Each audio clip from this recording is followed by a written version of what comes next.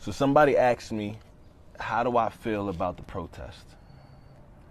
And after my initial reaction of anger, frustration that came from a long history of oppression, discrimination, hypocrisy, and manipulation, I took a step back. And for the first time in over a week, I took a sigh of relief.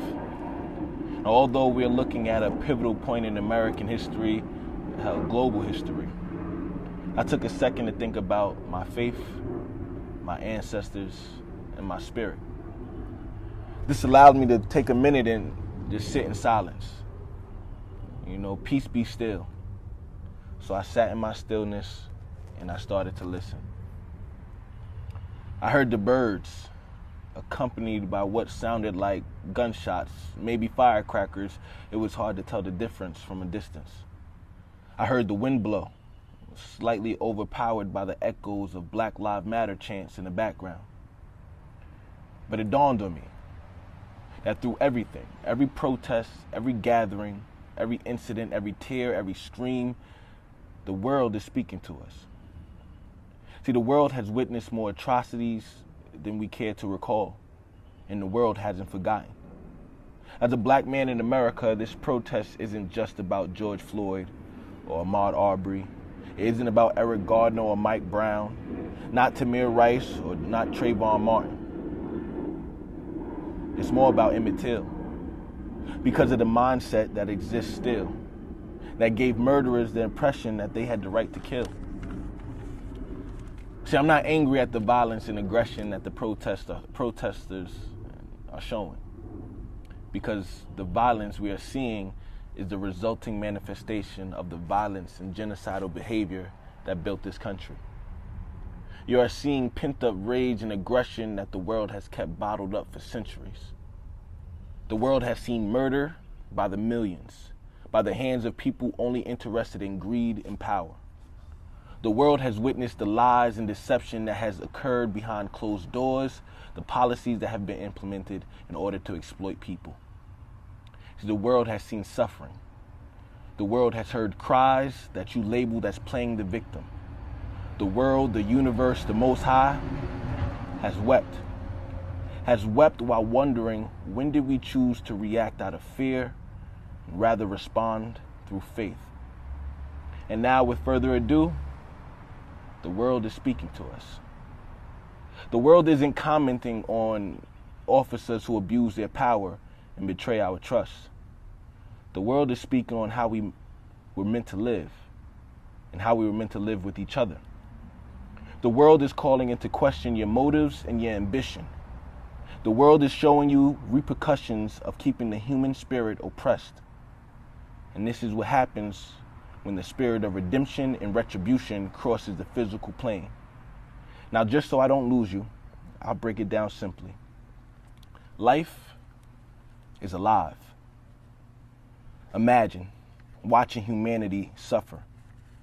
The majority of the world lives in an oppressed and tyrannical environment. And until now, all we've seen is relative silence. And the silence has been broken. So let's speak about the issues as the world sees it. We've written more policies and legislation that restrict our liberties than give us liberty. And that was done all out of fear. We've allowed the authority to dictate truth instead of truth dictating authority. And that has been allowed, once again, because of fear. We allowed people to starve and suffer from malnutrition because the demand and supply of food and fresh water can be manipulated for the purpose of profit. And that, my friend, is greed. We've destroyed the environment for the sole purpose of our convenience, not realizing the nature we destroy is ultimately what gives us life. We have imprisoned millions of men and children because there are those who stand to benefit from their captivity. Research mass incarceration, mandatory minimums, and industrial complex prison systems. The world has seen enough. Now, how does all of this tie in? See, black people, and when I say black, I'm referring to the men and women who have endured the long suffering of black American experience. So again, black people, we are a spiritual people. We are a compassionate people, and don't let the media, news, or entertainment lie to you about your culture and your identity. We are not Black Lives Matter.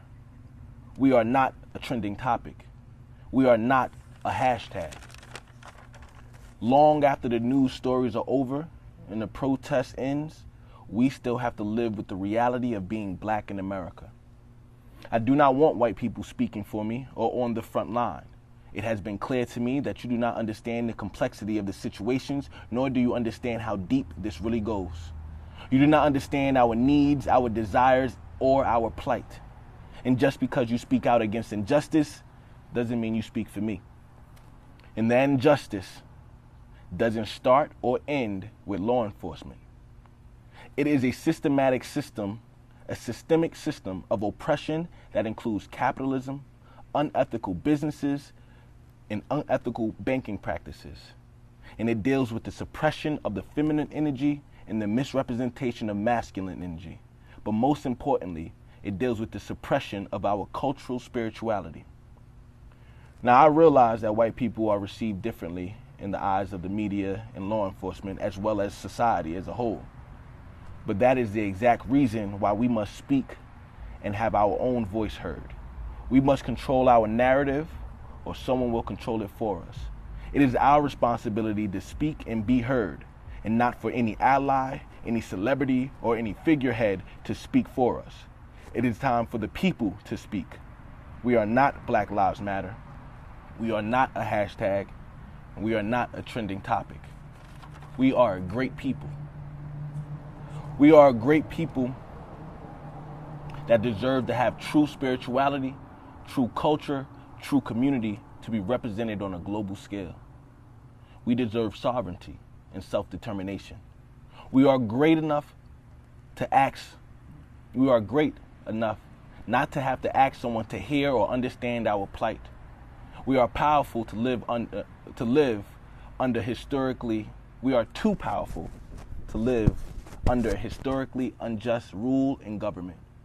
We are a people with the ability to create our own schools and our curriculum. We have the capacity to represent our own politics and our own agenda. We are talented and skilled enough to produce our own goods and services, as well as engage in trade and commerce. And of all the things we deserve our own story. We deserve our own narrative. We deserve our own victory. If exclusion offends you, perhaps it's because you realize that integration with the American system has held us back from the very beginning.